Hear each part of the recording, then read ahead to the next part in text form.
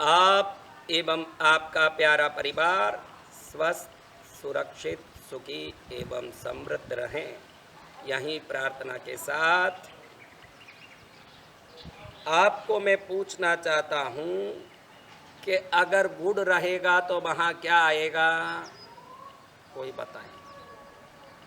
और कहीं सांप को देखोगे तो आप क्या करोगे, गुड़ रहेगा तो कीड़ी आएगी, चींटियाँ आएंगे, और सांप को देखोगे तो दूर भागोगे।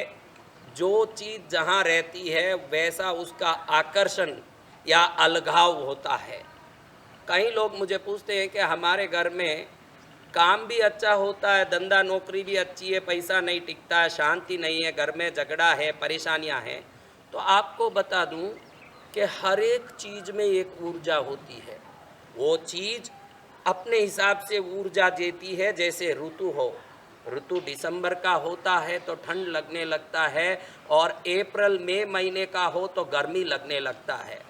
ऋतु, समय, वस्तु, व्यवहार सब बदलते हैं, और बदलती चीज़ों के साथ जिंदगी का सुख दुख बदलता है। मैं जो चीज़ें आज आपको बता रहा हूँ, ये 8 चीज़ें अगर आपके घर में हैं तो तुरंत उठा के इसको बाहर फेंको। ये सबसे खतरनाक चीज़ें हैं जो आपको आगे बढ़ने नहीं देती। सबसे पहले कई बार मैंने बताया है कि झाड़ू को सुला के नहीं रखना, झाड़ू सीधा रहना। लेकिन झाड़ू ढीला पड़ जाता है, उसकी एक एक तिनका निकलता जाता है, काड़ी निकलता जाता है, और लोग उसी को रख के झाड़ू निकालते हैं। अगर झाड़ू घिस भी गया है तो अच्छे से बांध करके, पकड़ करके, टाइट पकड़ करके झाड़ू मारना चाहिए। झाड़ू को, नमक को मैंने सदा लक्ष्मी बताया है, क्योंकि शास्त्रों में झाड़ू और नमक को ही लक्ष्मी के प्रतिनिधि चिन्ह के रूप में घरों में बताए गए हैं। और जिसके घर में झाड़ू का ढीला होना और एक एक तिनका बाहर निकलना होता रहता है, उस घर में पैसा एक एक करके निकलता जाएगा। जय हिंद, खत्म हो जाएगा सब कुछ। इसलिए झाड़ू को ऐसे टाइट रख के रखो कि भाई आप ध्यान से रहो कि भाई हमारे घर की ये छोटी छोटी चीज़ें हमारे लिए बहुत महत्वपूर्ण, आपके ज़िंदगी को बदलने में ये सब चीज़ें बहुत काम करती है। झाड़ू को कभी भी वायुव्य कोना में, नॉर्थ वेस्ट में ही रखना। पहले के वास्तु के वीडियो जो दूसरे मेरे चैनलों में डालें उसमें मैंने बताए हैं कि भाई झाड़ू को कभी भी खड़ा रखना है, सीधा रखना, सुला के नहीं रखना, वायव्य कोण में, नॉर्थ वेस्ट में ही रखना। झाड़ू ढीला नहीं होना चाहिए। जिसके घर में झाड़ू ढीला तिनका तिनका निकल रहा है, उसका तिनका तिनका करके पैसा निकल जाएगा, सुख निकल जाएगा, शांति निकल जाएगा। इसलिए झाड़ू को कभी भी बराबर बांध के ही रखना चाहिए, और झाड़ू को घर के बाहर लाके रखना नहीं चाहिए। कई घरों में घर के बाहर पैसेज में झाड़ू पड़ा रहता है, उस घर में कभी लक्ष्मी नहीं आएगी जिसने लक्ष्मी को बाहर डाल दिया है। इसलिए झाड़ू का व्यवहार सही रखना है। दूसरी बात, आजकल मंत्र तंत्र यंत्र टोटकों का उपाय का बहुत चलाव हो गया है। कोई कहीं डोरा लेने जाता है, कहीं कोई यंत्र लेने जाता है। हर घर में एक छोटा मोटा यंत्र, डोरा किसी का दिया हुआ रहता है। आपको बता दूं कि ये यंत्र लिखने देने वाले मांत्रिक या यांत्रिक या तावीज़ बनाने, खंडे बनाने वाले लोग अगर पूर्ण विद्वान हों तो फिर कोई बात नहीं, वो निश्चित शुभ काम करके ही रहेगा। उस यंत्र में एक बिंदु या मात्रा या एक अक्षर भी छूट गया हो तो निश्चित उन देवताओं का कोप के भागी आप बनोगे, क्योंकि वो गलत यंत्र आपके घर में संकट पीड़ा उत्पन्न करेगी। और आजकल लोग शत्रु को मारने के लिए, दूसरों को परेशान करने के लिए भी उपाय करते रहते हैं। जो दूसरों को परेशान करने की कोशिश करते हैं उनको मैं सावधान करना चाहता हूं। दूसरे तो परेशान होंगे कि नहीं ये तो राम जाने, लेकिन परेशान आप जरूर हो जाओगे जो दूसरों के अहित सोचते हो। और ऐसे चैनल जो शत्रु का नाश 5 मिनट में हो जाएगा, शत्रु का नाश 5 मिनट में करने का ये उपाय ऐसे बताते हैं, वो भी सावधान रहें, क्योंकि दूसरों को नुकसान पहुंचाने का उपाय बताने वाला और उपाय करने वाला दोनों ही नुकसान में रहेंगे। इसलिए गलत यंत्रों को, गलत चीज़ों को घर में रखे हो तो उठा के फेंक दो। और आपको तो मालूम ही नहीं है कि मंत्र क्या होता है, यंत्र कैसे लिखा जाता है। और गली गली में मंत्र यंत्र लिखने वाले आजकल उत्पन्न हो गए, जो 50 रुपया, 100 रुपया, 500 रुपया ले लेके यंत्र दे रहे, खंडे दे रहे, तावीज़ दे रहे, बच्चों के गले में डाल दिए जाते हैं और घर में रख दिया जाता है, कहीं घर में टंगा दिया जाता है। इस प्रकार के गलत यंत्र, गलत डोरे, गलत खंडे, गलत तावीज़, गलत चीज़ें घर में निश्चित नेगेटिव एनर्जी लाता है और वो नेगेटिव एनर्जी आपके जीवन को ही भविष्य में नेगेटिव कर देगा। और कहीं ऐसे लोग जाके मुसलमानों से यंत्र लेके आके हिंदू लोग अपने घर में टांग लेते हैं, कहते हैं कि इससे सुख मिलेगा। सुख तो मिलना बहुत दूर भाई, कुलदेवी ऐसी नाराज होगी कि वापस 7 पीढ़ी तक उसको रिझाने में लगना पड़ेगा। इसलिए अपने धर्म को छोड़ के बाहर उपाय ढूंढने मत जाओ। और उपाय ईश्वर की चरण का भक्ति है, इस उपाय को पकड़ लो तो कल्याण है। बाकी जो आधे पंडितों, आधे विद्वानों से कोई ना कोई काम करा के आए वो दुखी होंगे, इसलिए उसको उठा के बाहर फेंक दे तो ये सबसे बढ़िया है, सावधान रहने जैसा। दूसरा, कई लोग बेडशीट हो, तकिया हो, 2 साल 5 साल उसी का उपयोग करते हैं, धो के भी करते हैं, लेकिन रात में हम जब सोते हैं ब्रह्मांडीय ऊर्जा को हमारे शरीर को समर्पित कर देते हैं।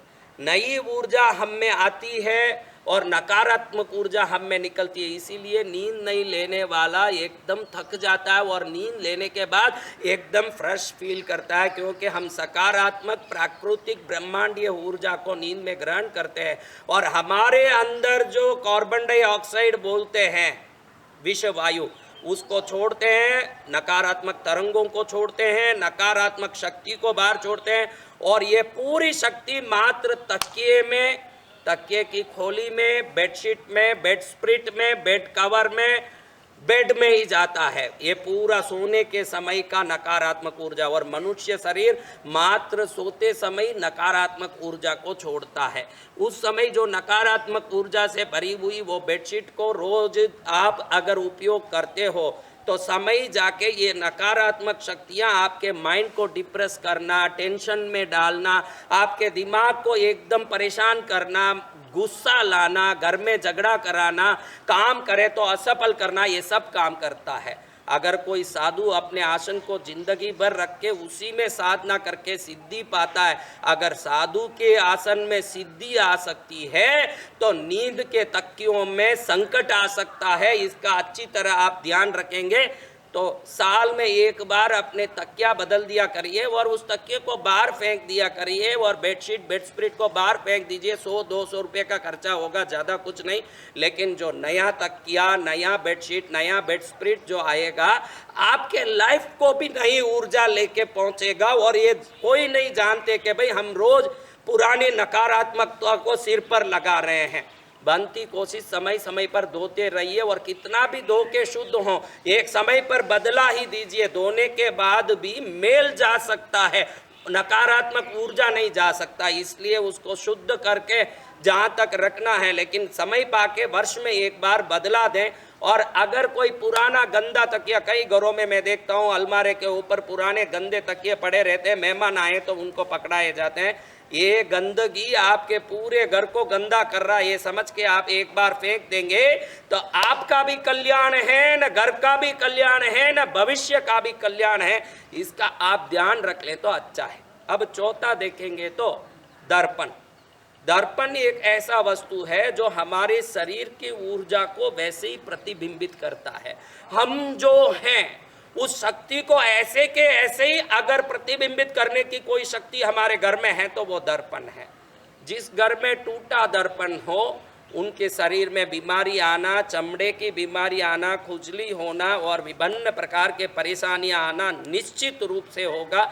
इसलिए टूटा हुआ दर्पण हो, टूटा हुआ या पीछे से उसका जो पॉलिश गया हुआ दर्पण हो, इन चीज़ों को निकाल करके सुंदर उत्तम नया दर्पण लगाएंगे तो आपके जीवन में कोई कमी नहीं आएगी। दर्पण बदलाने जैसा है, झाड़ू बदलाने जैसा है, बेडशीट तकिया खोली बदलाने जैसा है, और खराब तंत्र मंत्र किए हुए कोई भी आधे अधूरे यंत्र मंत्र जो भी हो, जिस पर आपका विश्वास नहीं हो कि ये पक्के सिद्ध पुरुष हैं, वो छोटे मोटे ज्योतिष पंडित अधूरे आधे सबसे जो भी लिया उन सबको बदलाने जैसा है। इन सबको बदलाने के बाद अब बदलाने जैसा है आपके पुराने कपड़े। कई लोगों को ऐसा है, वो सोचते हैं कि मैं घर निभाता हूँ, कई औरतें ऐसी है हम घर निभाते हैं, ऐसा बताने के लिए पुराने डब्बे इकट्ठे करके रखेगी, पुराने कपड़े सील के पहनेगी, उसमें इतनी नकारात्मक ऊर्जा रहती है कि पूछो मत। और उसमें भी खराबी, ये पुराने कपड़े किसी गरीब को दान में देना। अरे वो गरीब है तो क्या हुआ, उसको दिलाना है तो ताजे नए कपड़े दिलाओ, नहीं तो आपके पुराने कपड़े कई कूड़े कचरे में फेंको। वो गरीबी मिला जो आपको पुराना देने, जो पुराना कपड़े गरीबों को देते हैं और राजी होते हैं कि हमने दान किया, उनके जीवन में कभी समृद्धि नहीं बढ़ती है। इसलिए ना तो आप पुराना पहनो, ना किसी दूसरे को पुराना दो।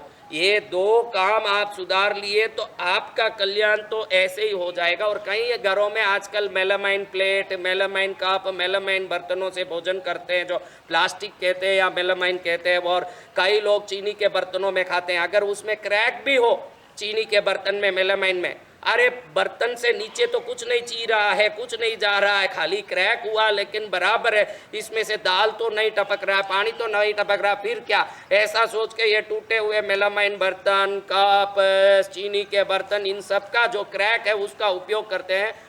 फूटी थाली में खाओगे तो जिंदगी में लाख कोशिश कर को भी सुखी नहीं हो पाओगे, क्योंकि थाली में छेद करना ये कहावत ही है भाई, खाए हुए थाली में छेद करना, क्योंकि वो काम ही गड़बड़ करने वाला है। इसलिए आपके खाने के बर्तन में कोई भी क्रैक, टूटा फूटा, चीरा कुपटा हो तो पहले उस बर्तन को निकाल दो। भले ही 2 बर्तन कम हो उससे जीवन गुजार लो, लेकिन फूटे बर्तनों से घर मत चलाओ। आज ही खाली करो जो बर्तन खोटे खराब है। आपका जीवन देखोगे कि चमका चमक हो रहा है और आप चमक जाओ। यही चिंता फिक्र से इतना चो चो चो चो करता हूँ और कुछ नहीं है।